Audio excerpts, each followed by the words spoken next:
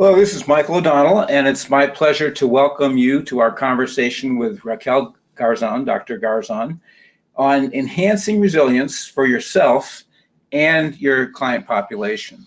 And I'd like to introduce Dr. Garzon, and then we'll jump right into the conversation. She's president of the Revitalize project, which is a performance and wellness consulting company. She's also an assistant professor and nutrition and wellness state specialist at New Mexico State University in the cooperative extension. And she is actually one of the most prolific speakers I've ever encountered. She's done thousands of workshops in more than 25 countries. And this includes speaking directly to 12 CEOs of Fortune 500 companies, top leadership in 35 of the top Fortune 100 companies. She has experience in workplace, clinical, and community settings, both in established organizations and startup situations. She received her doctorate in health sciences from Nova Southeastern University, and also has a Master of Science in Nutrition from Texas A&M. And she's certified as an ASQ Six Sigma Green Belt. She's also a registered dietitian and a certified personal trainer. And she's a member of the editorial board of the Health and Fitness Journal from the American College of Sports Medicine. So with that, I'd like to pose some questions for Dr. Garzon. And people who are listening, if you have questions, please type them in the question box, and I'll pose those questions on your behalf. So my first question is, you've been focusing a lot of your creative energy on the importance of enhancing resilience, both as a strategy to enhance professional effectiveness, but also as a strategy to better serve client populations. Can we start with a short definition of resilience? Sure. I actually use two definitions for resilience. They're both important. One is the capacity to recover quickly from or adjust easily to difficulties or change. And then the second definition is the ability to become strong, healthy, or successful again after something bad happens. So that makes sense. I think it's very tangible. So why is it important for health promotion professionals to enhance their own resilience? And then related to that, how will it help improve in their professional performance and also their personal well-being?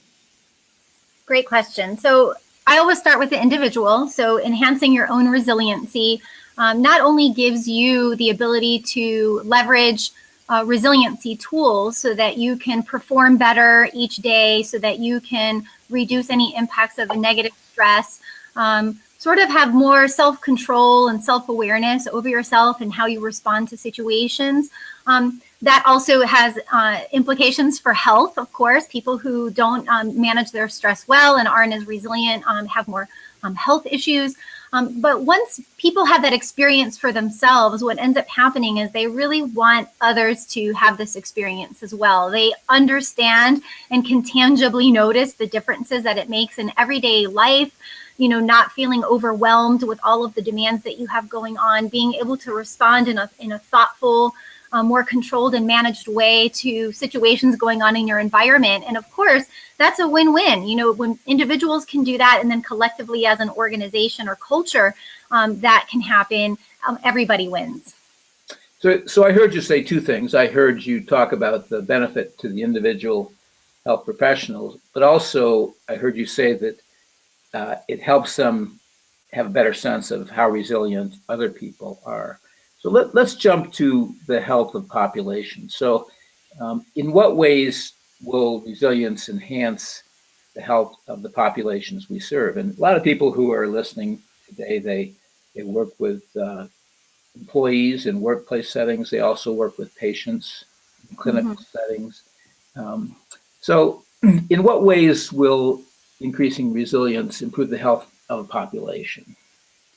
Well, when you look at health as a more holistic perspective, so you look at, you know, obviously a lot of times we look at disease, but we look at also just how people feel, their general sense of well-being and their quality of life.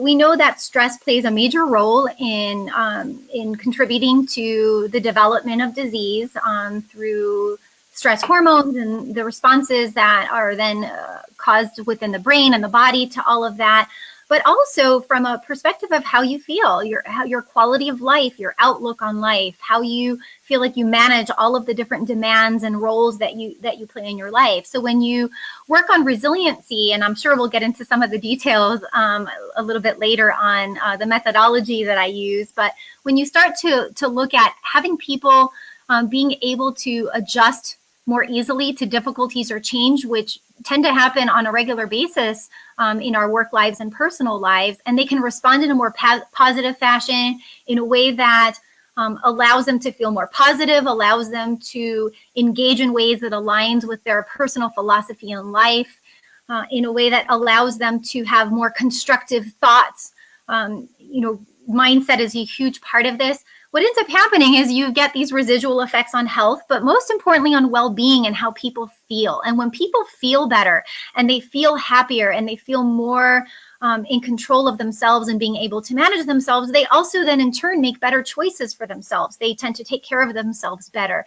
They respect their bodies and what they might be putting in it, and they might have more energy to exercise. So I think that a lot of the tools that we use here in resiliency not only help mitigate some of the possible negative responses to stress, but they also encourage a lot of better behaviors, I think, and they allow people to have a better outlook. So hopefully that answered your question. Yep. So you mentioned this in the context of stress management. Do you see resiliency training as something that should be part of a stress management program, or do you see it as something freestanding?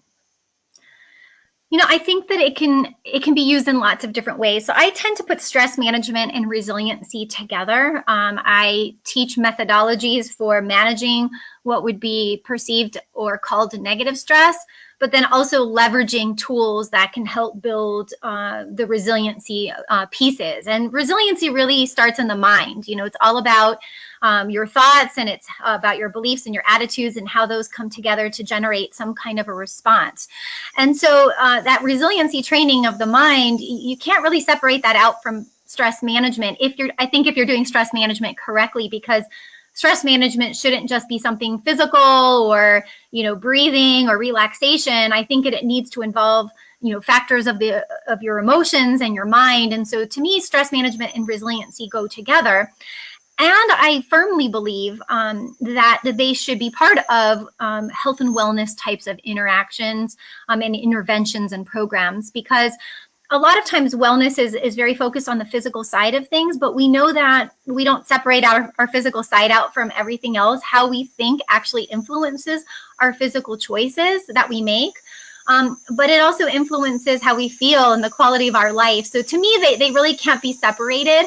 Of course, I do have organizations that use stress and resiliency on its own outside of health and wellness, and that's because it's being implemented just through different methodologies. It might be going through HR versus through health and wellness. But again, I think that all of these pieces come together in a much more holistic and complete way to help people live better, which is the idea.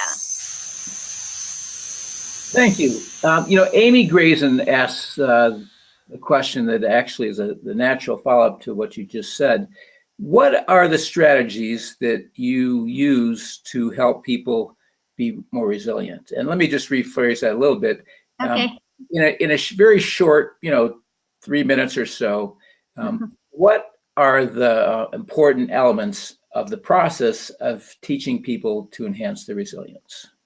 Great. I will try to keep this at 3 minutes as much as I can. So I have six main principles that I teach, and certainly there could be more, but again, I try to focus on the most critical ones. So number one is establishing a personal philosophy for how you live your life. I call it the find your why. And, really determining, what is important to you in your life and how you want to live your life really creates a perspective. It creates a filter for how you see the world, how you take in information, and most importantly, what you do with that information, how it's interpreted, and then how it how it then gets expressed within your environment, how you respond to situations and people and the things going on in your life. So that is the number one and first thing that I do. And of course, there's processes involved for all of these. So I'm just going to throw these things out there. The second one is all around awareness. So you really can't make change or become more resilient if you're not aware of how you look at things, how you interpret things, and then how you respond out there in the world. And so we talk about things like mindfulness and actually do mindfulness trainings within the course. So awareness is that second bucket. The third bucket, which is a really big one, it's mindset. So in mindset, we talk about people's beliefs. So that's their identity, convictions, what they hold to be true, their attitudes, how they feel about things and towards people and situations. And then, of course, their thoughts, a lot of inner thoughts that are going through their head. And the mindset is something that without challenging it, first becoming aware and then challenging components of it, it's really hard to become more resilient. A lot of times you have to challenge your own beliefs or challenge your own attitudes towards very specific areas in which you're struggling to be resilient or you're struggling with stress. So the mindset is the third principle. The fourth principle is very much targets thoughts. It's thought reconstruction, and it's a methodology for becoming aware of thoughts going through your head and then using things like your personal philosophy, the mindset to determine if that is the type of thought that you would like to have, if it's helping you, if it's constructive to you, and if not, there's a methodology for reconstructing that thought. The fifth principle has to do with recovery. There are actually 6 categories of recovery that have been shown in the literature to help what I call reset the brain. That's the kind of shortcut version of it if we don't get too scientific. So there's 6 categories of recovery that we have people look at, and then there is actual literature on what kinds of things people might consider recovery, but it doesn't really help reset their brain. And so what does not constitute recovery? So we go through some of that and we do some exercises around this as well. And then the final area is around self-care. And this is the components of how exercise, nutrition, and sleep really impact our ability to be resilient. So it's a little bit of a different angle than nutrition, exercise, and sleep that you might traditionally see, because it's literally the links between nutrition, exercise, and sleep and resiliency versus other areas that you might be focused on, like weight and that sort of thing. So that, I know, is probably more than 3 minutes. Well, it was a very short, succinct summary. And so I heard purpose, awareness, mindset, thought construction, recovery, and self-care. Yes. So Kelly Berthe asked a very interesting question, which I'll just summarize. She says that C-suite members expect that their leaders already have a high level of resilience, and they don't want to admit that the company culture deteriorates it. So how can you influence their appreciation for the need to help leaders in their resiliency skills?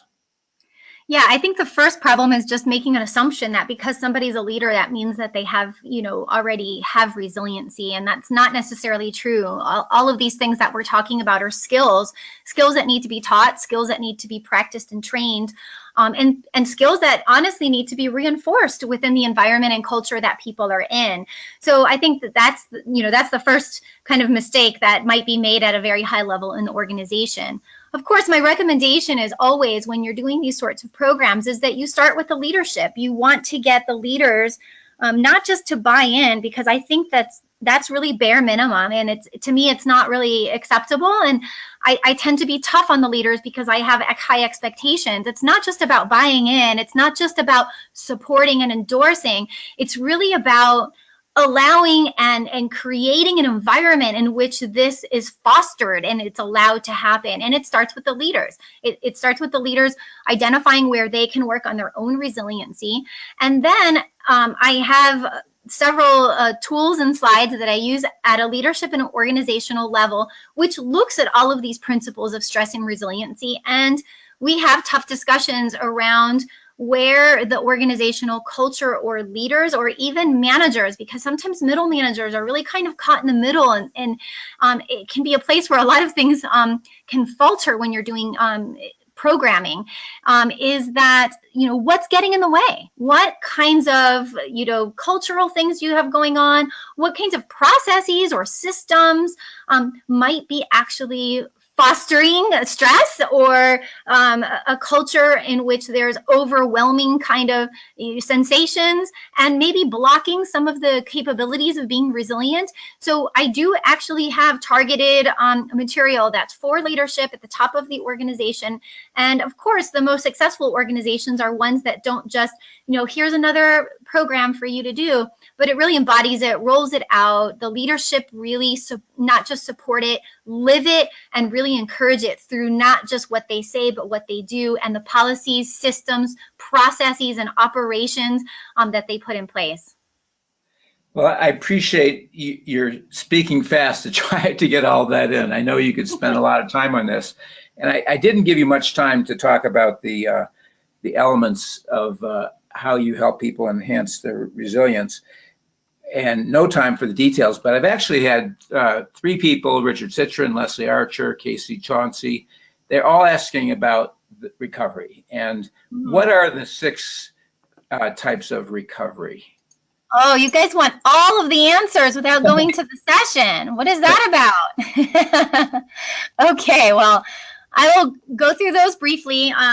So these are the 6 categories. And once again, these were pulled out of some scientific literature. So the first one is low effort activities. And so these would be things like people listening to music, watching TV, reading, kind of relaxing. You don't really have to put a lot of brain power into it, and in some way may cause a relaxation response. Even if you're watching TV and engaged in something, it's just, you don't have to work so hard in your brain. The second one is specific relaxation activities. So these would be things like meditation, yoga, breathing exercises, a lot of the things that you would typically think of from a recovery perspective. Being in nature, going out and being in nature has a tremendous impact on our brain chemistry. The third category is the category of social recovery. So this is interacting and spending time with people that you like, hanging out with friends. If you're in a work setting, it's touching base with people at work that you enjoy being around, not necessarily talking about work, but just catching up and feeling comfortable with those people. The fourth category is physical activities. So engaging in sports, exercise, fitness. We know that also has a chemical response, and that chemical response has an impact on your brain chemistry.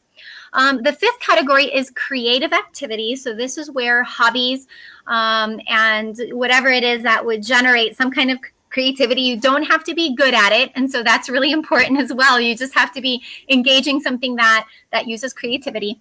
And then the last category is fun activities, especially ones that result in laughter and smiling. And so it's really just anything that causes pure enjoyment. You could be by yourself just watching videos or doing anything that causes laughter.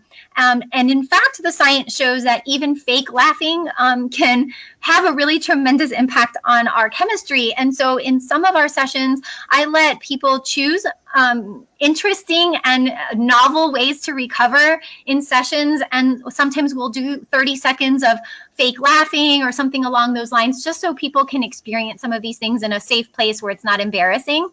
So those are the 6 categories of recovery. Okay, great. And so let's say that I have decided that I really want to increase my resilience.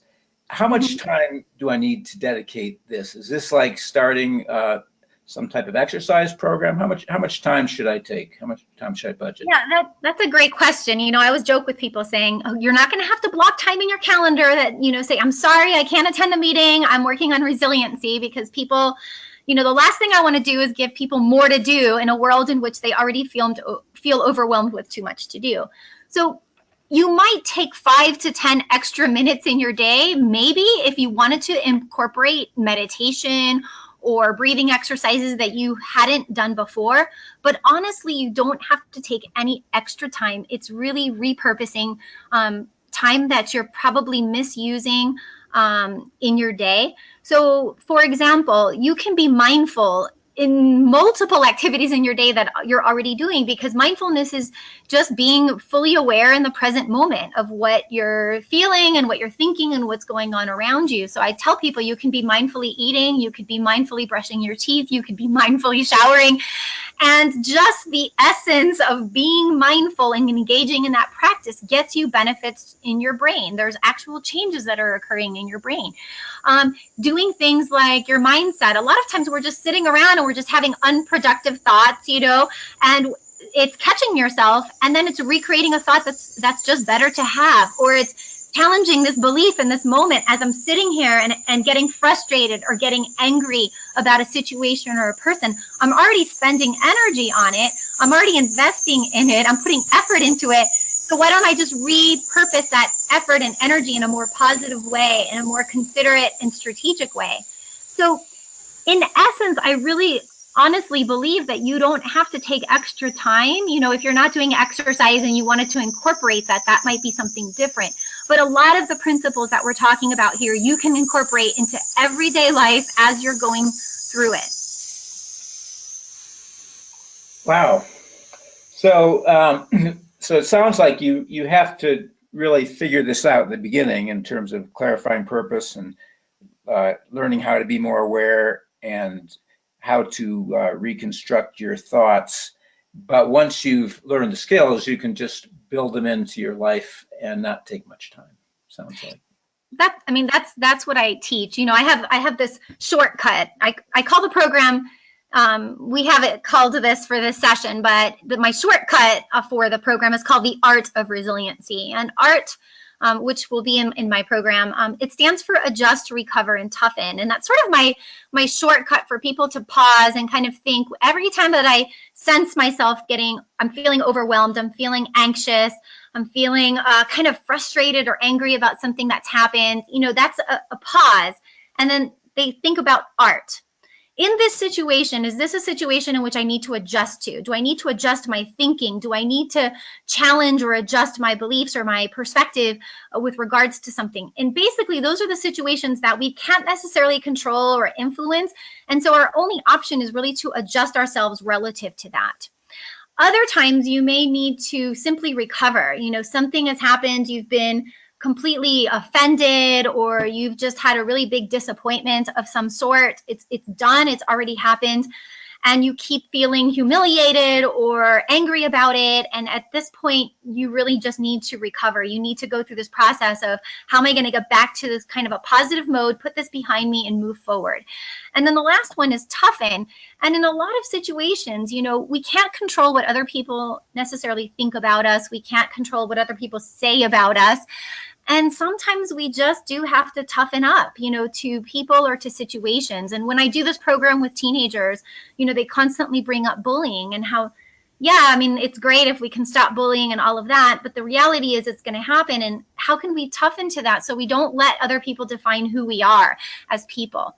And so when you take adjust, recover, toughen, and you constantly practice this in your day, you pause and you say, what do I need to adjust and recover? Maybe it's a combination of two things. You just get better at it, and you get faster at it, and you catch yourself before you can go down the path of what I call the angry train, where you're not driving it and your amygdala has taken off, in some emotional outburst somewhere, and it takes you hours or days to really fully recover. So again, practice really makes permanent. That's one of my sayings that I say. Instead of practice makes perfect, practice makes permanent, and you just get better at it.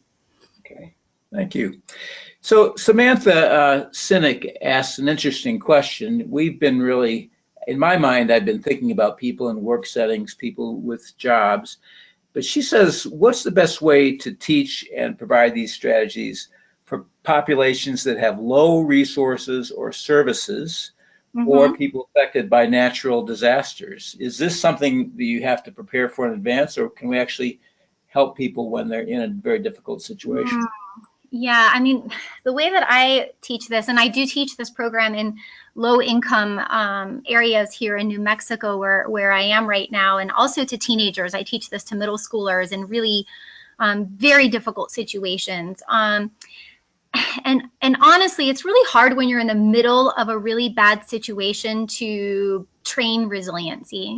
You have to get through that a lot of times. So what I tell people, it's kind of like, a tree. You can look at a tree and think that it's so strong and big how it looks above the ground, but what really counts is what's going on underneath the ground. What does that root system look like? So when the wind comes and the rain comes, you can't tell by looking what's above the ground at what's going to really withstand and survive.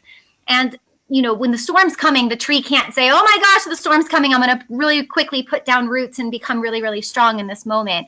You're basically going to use in any difficult situation what you've practiced, what you've trained, what you've worked on.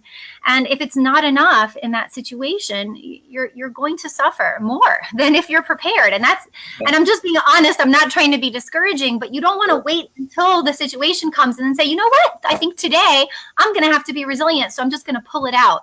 Just doesn't work like that. We want to build and we want to train these things so that when difficulties come, when disappointments happen, because they're going to happen to all of us, we have tools and we already have practices in place.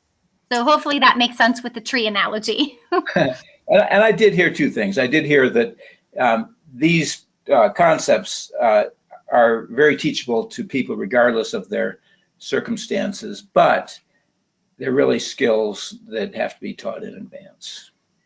Yes. You can certainly do things if somebody's been through a traumatic event and, a natural disaster. There are probably things that you're going to do that have already been established, that you would do in that situation. I don't think that necessarily resiliency training and a lot of these things, would apply. Although having, people hone in on their personal philosophy and why their life matters, can create perspective to bring out more positive responses and a more positive outlook about the future in that situation. There are certainly things that you can take from resiliency training and leverage in a given moment. But again, like for athletes, they train for an event so that when they get to an event or competition, everything they've trained is what kicks in and gets used. You can't just show up and say, you know what, I'm just going to try really hard and hope it all works out. And try to use the best practices while I'm competing. Sure, you can do some of that, but it's way better if you can prepare in advance and take that with you into the event. Thank you. And Holly Dunn asks an important question. Do these principles help people in addiction at all, either in preventing future problems or recovering from a current episode? So how does this apply to addiction?